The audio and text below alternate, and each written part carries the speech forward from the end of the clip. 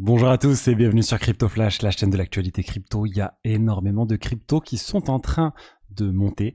Je vais vous parler de ça et de plein de choses aujourd'hui. Commençons avec le cours des crypto-monnaies. Un BTC à 95 000 $, légère baisse. Ethereum 3785, on a même dépassé les 3800 $ tout à l'heure, plus 6% sur 24 heures. Donc plutôt pas mal pour Ethereum, mais c'est rien à côté d'autres cryptos dont je vais vous parler tout de suite. Et on peut pas ne pas parler de Tron. Tron, regardez, il vient de faire un plus haut historique, on peut le voir ici. C'est assez dingue, hein, plus 23% en 24 heures. Si on dézoome, on voit bien ce plus haut historique pour Tron. Vraiment, ce graphique est assez hallucinant. Il se passe des choses assez folles en ce moment avec certaines cryptos dont on parlait plus trop. On appelle ça un peu les dino-coins, les coins dinosaures qui sont en train de revenir.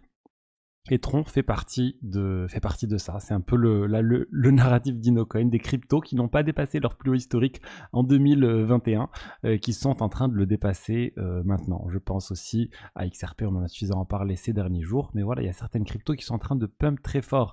Et il y en a une particulièrement qui pump grâce à une news autour de Donald Trump. Donald Trump serait sur le point de nommer Paul Atkins comme prochain patron de la SEC aux États-Unis, donc pour remplacer Gary Gensler. Paul Atkins, c'est qui? Eh ben, c'était un ancien conseiller de RSR, ou plutôt de la fondation RSR, la Reserve Rights Foundation. RSR, c'est un token de RWA. Et du coup, Paul Atkins a conseillé ce projet, c'était un advisor public de ce projet. Et du coup, suite aux rumeurs sur la nomination de Paul Atkins, on a le token RSR qui a vraiment explosé. On peut voir sur 7 jours cette montée, elle est assez dingue. On va voir un market cap, ça sera plus parlant pour parler de chiffres. On était à 520 millions de dollars de market cap et on a fait un pic à 1,4 milliard de dollars de market cap. Là, on est passé à 1 milliard de dollars de market cap. Donc vraiment, ça profite du buzz autour du futur patron de la SEC qui pourrait être nommé. Après, attention, on n'est pas sur une confirmation, on est sur des rumeurs, c'est des bruits de couloir, c'est des sources de la campagne Trump des sources proches de Trump qui ont communiqué ces informations. Il se dit même que Paul Atkins hésite d'ailleurs à accepter. Donc bon, on n'a toujours pas de confirmation. Si il est nommé, je pense que le token pourrait pump davantage, sauf si on assiste à un sell de news. En tout cas, RSR, un token du RWA, je vous ai pas mal parlé si on peut appeler ça un concurrent dans la thématique RWA Ondo, je vous avais fait la vidéo sur le sujet. Mais voilà, RSR, c'est un autre token plus orienté stablecoin aussi. Et voilà, Reserve Right Protocol. Ensuite, on a BNB. BNB aussi vient de battre un plus haut historique. Alt ATH pour BNB. On dézoome et on regarde, regardez, plus de 800 $. Enfin, près de 800 $. Si on dézoome un peu, sur 24 heures, on peut voir, on a frôlé les 800 $, 788 $. Donc, clairement plus haut historique. Au niveau de la market cap aussi, c'est intéressant de voir qu'on a atteint des niveaux très élevés. Hein. On est un peu en dessous d'ailleurs de 2021, mais en termes de prix, on a dépassé le cours du précédent bull run. Donc BNB aussi, il n'y a pas d'annonce incroyable autour du BNB, c'est juste voilà une crypto qui est en train de pump massivement avec, je vous ai dit, un peu ces dino-coins, même si BNB c'est un peu à part, c'est très lié à Binance. Historiquement, je rappelle, il y avait un lien entre le BNB et les bénéfices réalisés par Binance. Depuis, il n'y a plus ce lien. Maintenant, BNB, c'est plus lié à l'activité économique de la BNB Chain. Et l'activité économique de la BNB Chain, elle explose en ce moment. Il y a plein de volumes de trading et autres. Et il y a aussi beaucoup d'attaques sandwich. Je vous ai déjà parlé des attaques sandwich. C'est quand vous réalisez un trade, et il y a quelqu'un juste avant vous qui peut acheter juste avant que vous achetiez pour vous revendre plus cher et ensuite revendre. Et en fait, c'est comme si votre transaction, c'était la viande dans le sandwich et le pain de chaque côté, c'est le trader qui achète juste avant et qui revend juste après, et qui permet de faire un gain assez important. Il y a des robots en fait qui font ça continuellement. C'est dû à la manière dont fonctionne la memory pool sur la blockchain, sur les blockchains EVM, sur Ethereum, sur la BNB chain. C'est-à-dire que la transaction est envoyée sur une pool et n'importe qui peut voir ces transactions. Elles sont complètement publiques. Et ensuite, il y a des bots qui viennent prendre ces transactions et qui envoient la transaction ou des transactions avec des frais plus élevés pour qu'elle soit acceptée par le validateur, il peut comme ça faire une attaque sandwich. C'est un peu plus compliqué, il y a d'autres mécanismes qui existent, mais je résume simplement. Et il y a énormément d'attaques sandwich actuellement sur la BNB Chain, donc soyez très vigilants. Définissez un slippage approprié, donc la quantité maximum que vous pouvez vous accepter au niveau de la variation du prix, sinon vous risquez vraiment de vous faire sandwicher. Moi je recommande un 0,5% quoi, maximum de slippage pour éviter ce type de choses, en tout cas limiter ce type d'attaque. On a parlé de BNB, on a parlé de Tron. Qu'est-ce qu'on peut... On peut aussi évoquer Phantom. Hein. Phantom, le token FTM, c'est en train de pump aussi. On a atteint un niveau qui n'a pas été atteint depuis avril 2022 pour Phantom. On en a suffisamment parlé. Il y a la blockchain Sonic qui arrive là très très prochainement. On n'a pas de date, mais ça va bientôt arriver. Alors Phantom, on est encore loin hein, de son plus haut historique. Regardez, plus historique, on avait dépassé les 3$, là on est à peine à 1,2$.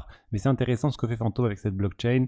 Je rappelle, il y aura un airdrop pour les utilisateurs qui avaient déjà des tokens Phantom. Ça va être échangé en 1 pour 1 contre le token S. Donc le token S, ça va être le token de cette blockchain Sonic.